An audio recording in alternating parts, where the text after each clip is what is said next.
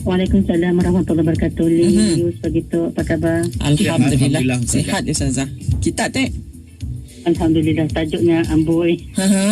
Iyalah saya nak mana Tek Ustazah.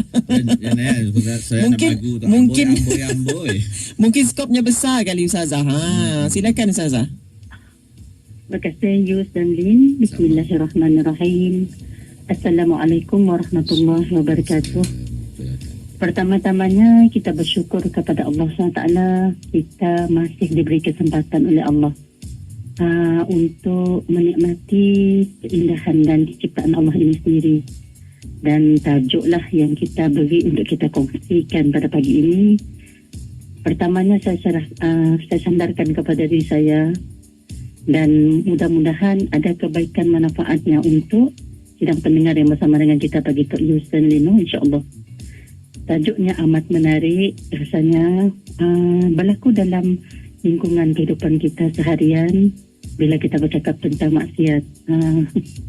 Jadi apa yang kita dengan perkataan paling mudah lah boleh kita nyatakan, maksiat merupakan suatu perbuatan kita mengingkari perintah yang telah ditetapkan dalam syariat. Jadi sudah pastilah setiap Muslim itu sentiasa diingatkan agar menjauhkan dirinya daripada melakukan perbuatan maksiat, kerana sudah ia mampu mengundang dosa, malah kemurkaan Allah SWT. Dan lebih-lebih lagi kemudaratannya sudah pasti kepada pelaku maksiat itu sendiri, dan ia juga membawa perkara-perkara yang tidak baik dalam kehidupan hariannya. Jadi bila kita lihatlah, kita petik daripada tajuk kita pagi-pagi ini, saya ambil daripada firman Allah SWT dalam surah Ar-Rum ayat 41 yang kira-kira bermaksud, telah timbul berbagai kerosakan dan bala bencana di darat dan di laut dengan sebab apa yang telah dilakukan oleh tangan manusia. Kerana Allah hendak merasakan mereka sebahagian daripada balasan perbuatan buruk yang mereka telah lakukan, supaya mereka kembali insaf dan bertaubat. Jadi bila kita bercakap tentang maksiat ini sendiri, ia berubah seiring dengan peredaran zaman. Jadi kita lihat juga sebagian perbuatan maksiat tersebut seakan-akan dijenamakan semula dengan pelbagai rupa yang bertujuan untuk mempromosikan satu gaya hidup popular dan boleh diterima masyarakat. Segala perbuatan dosa dan maksiat ini sebenarnya sudah dijelaskan dalam Islam seperti dalam Al-Quran dan Hadis, banyak dinyatakan. Kita petik juga firman Allah dalam suratul Ma'idah yang ayat 90 yang bermaksud, wahai orang-orang yang beriman, bahawa sesungguhnya arak dan judi dan pemujaan berhala dan mengundi nasib dengan batang-batang anak panah adalah semuanya kotor dan keji yang ia daripada perbuatan syaitan. Oleh itu hendaklah kamu menjauhinya supaya kamu berjaya. Kita petik juga dalam surah Al-Isra ayat 32 yang bermaksud, dan janganlah kamu menghampiri zina. Sesungguhnya zina itu adalah satu perbuatan yang keji dan satu jalan yang jahat yang boleh membawa kerosakan. Dalam hadis Nabi juga banyak diriwayatkan tentang perbuatan-perbuatan keji ini sendiri.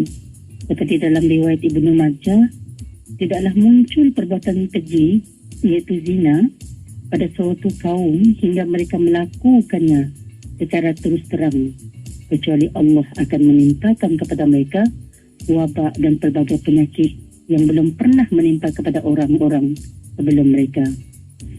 Jadi bila kita melihat dalam masyarakat kita di mana perkara maksiatnya memang belum lagi tidak pandai selesai. Jadi maksudnya usaha berterusan di peringkat kita sendiri, dalam komuniti yang kecil, sebuah institusi keluarga, masyarakat kita dan seterusnya. Mudah-mudahanlah kita berusaha untuk sama-sama menghindari perbuatan maksiat tersebut. Malah pernah diriwayatkan oleh sabda Rasulullah, kita biasa juga dengar ayat Muslim ini yang bermaksud, barang siapa di antara kamu yang melihat kemungkaran, hendaklah dia mengubahnya dengan tangan. Apabila dia tidak mampu, maka dengan lisannya. Dan apabila dia tidak mampu juga, maka dengan hatinya. Sesungguhnya itu adalah lemah-lemah iman. Jadi mudah-mudahanlah usaha-usaha berterusan yang kita buat bermula daripada diri kita untuk menghindari perbuatan maksiat itu sendiri. Lepas itu berusaha juga mencegahnya dalam kalangan ahli keluarga kita, orang-orang yang kita kenal. Mudah-mudahan perbuatan maksiat ini akan sedikit demi sedikit dapat dibanteras. Jadi tanggungjawab ini adalah dalam semua peringkat masyarakat. Bermula dari diri kita, keluarga kita, komuniti masyarakat yang ada bersama dengan kita, dan satu keluarga yang besar dalam sebuah pembentukan negara.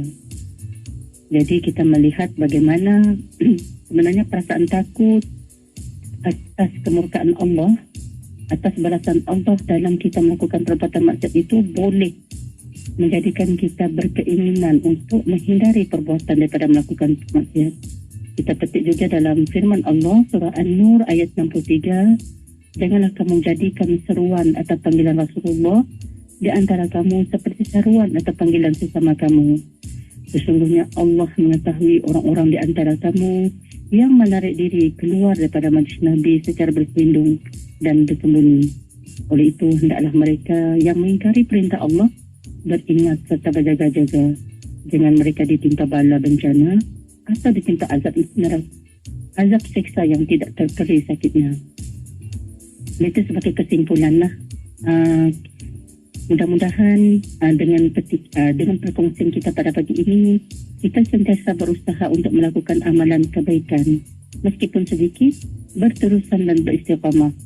Mudah-mudahan ia membantu melakukan perubahan bermula daripada diri kita insya-Allah, dan mudah-mudahan kebaikannya dapat dirasai oleh semua. Dan kita juga petik daripada riwayat At-Tirmizi, Rasulullah SAW bersabda yang bermaksud, bertakwalah kamu kepada Allah di mana saja kamu berada. Diikutilah setiap perbuatan dosa dengan amal kebaikan. Niscaya ia akan menghapuskan dosamu. Bergaullah dengan manusia dengan akhlak yang baik. Mudah-mudahan untuk kita kongsikan insya-Allah pada pagi ini, dan mudah-mudahan Allah sentiasa jaga diri kita daripada perbuatan maksiat itu sendiri. InsyaAllah pada pagi ini untuk kita kongsikan. Jadi terima kasih Ustazah di atas perkongsian untuk Aura Pagi. InsyaAllah ada ruang, ada masa kita jumpa lagi. Assalamualaikum. Waalaikumsalam warahmatullahi wabarakatuh. Terima kasih Yus dan Lin pada pagi ini. Sama-sama.